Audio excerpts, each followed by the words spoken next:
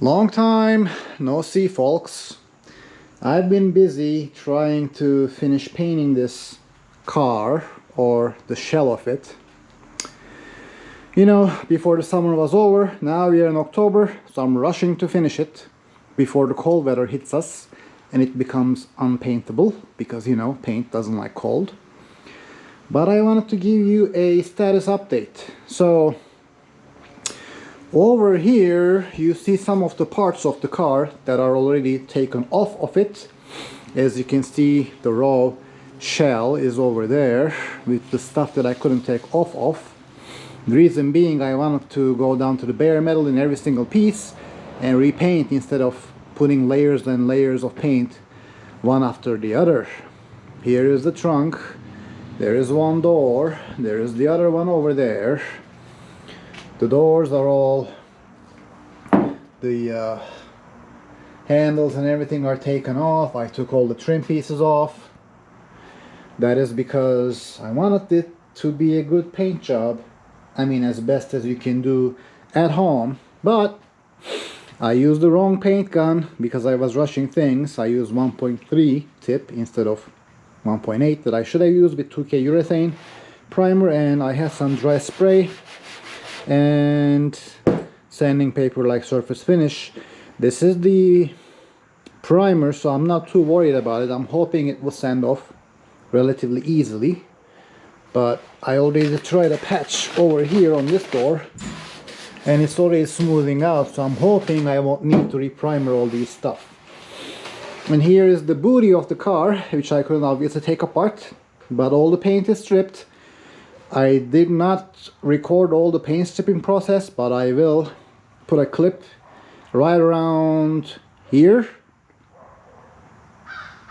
Well, the time is finally upon us. It is time to start stripping the paint from the MR2. I'm gonna do this part by part. I did take out all the parts that I can. Trunk, frunk, or the trunk lid, or the front lid, or the hood, or whatever. And then fenders, what have you. The ones I could take out, I took out. We will be stripping, starting with the trunk lid, and that will be the base for the paint. Now, I will be using these stripping discs that I purchased from Eastwood. They just attach to your angle grinder. Although they say maximum of 6,000 RPM, this one is fixed at 11,000 RPM, so it may or may not work, we'll see. But I won't bore you with all the details. I'm gonna put in shots here and there and see how successful we are in doing this. Of course, always wear a respirator and eye protection during these steps.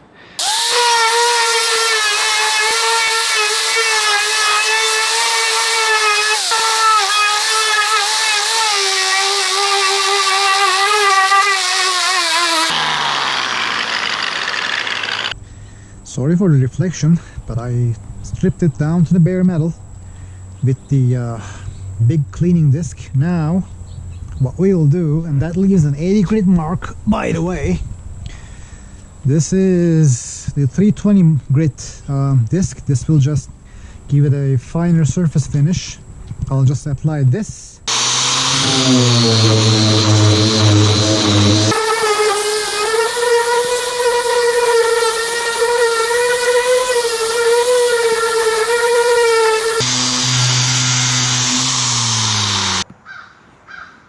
Now, in that paint stripping process, I was using my old angle grinder, which was a 10,000 RPM fixed unit, which they don't recommend using with the pads that I use over at that clip.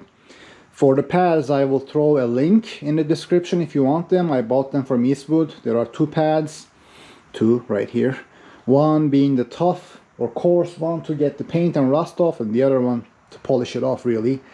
But there is some body repairs that I need to finish on this end before I can really get to painting. What else? I'm gonna show you some stuff over on this side. I took all the glasses off. The rear glass, the or the quarter windows, whatever you name these. The rear glass, The front is an interesting case. The skirts, I did a stripping exercise on one of the side skirts, not this one. This is just sanded down. Here is one of the fenders. There is the other fender laying right there. The wing I still need to fix. I could see some rust bubbling right there. When I took the paint off here, you could see some of the damage right there. And if you look closely, you can see it coming down. Now this part I did not expect. So the window or the windshield, whatever you name it, had to come off. I mean, there was no other way. This had to be resealed because water found its way from here, went over here. It's all already rusted.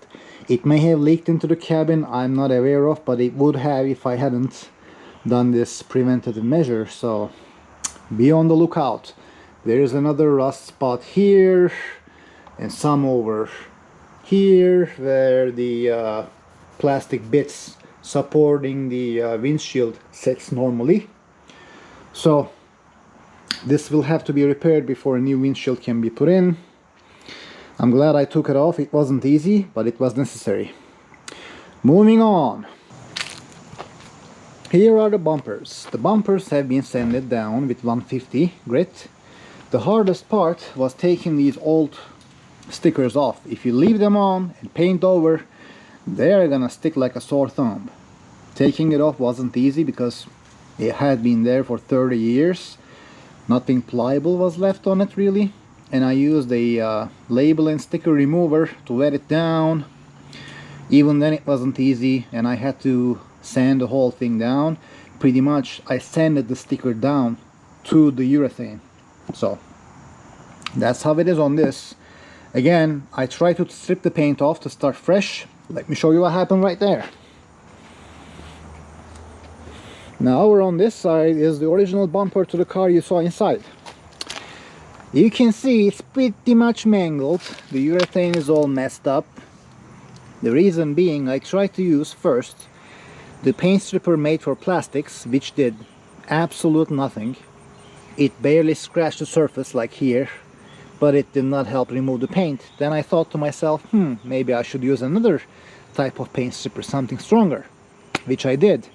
And I shouldn't have, because it messed up the urethane. You can see how I dug into the urethane trying to strip the paint off after I sprayed the thing. So it does not agree with urethane. The stuff made for plastic is your only bet. If you want to strip the paint off, don't use the other paint stripper or you're going to regret it. Luckily I had a spare bumper that I could use, but this one is gone. You can see the deformation right here. Messed up the urethane pretty good, so you are warned. But after seeing this mess, I tried to sandblast it, or well, media blast it with baking soda. The baking soda just bounced off the paint. It did not do anything. So accordingly, all I did was sand it down so I can reprimer it, repaint it. That's pretty much it. I wanted to get down to the bare shell, but in this case I won't be able to. There are some repairs that I've done, like there are some cracks here and there. I used a bumper repair kit. This is supposed to be flexible, so if you use regular Bondo on urethane bumper, it might just crack off because Bondo is harder. So they sell these kits you can use for the bumpers. There are some repairs over here too, which I'm waiting for it to dry. And before I move to the piezo de resistance, let me show you what I've done to one of the side skirts.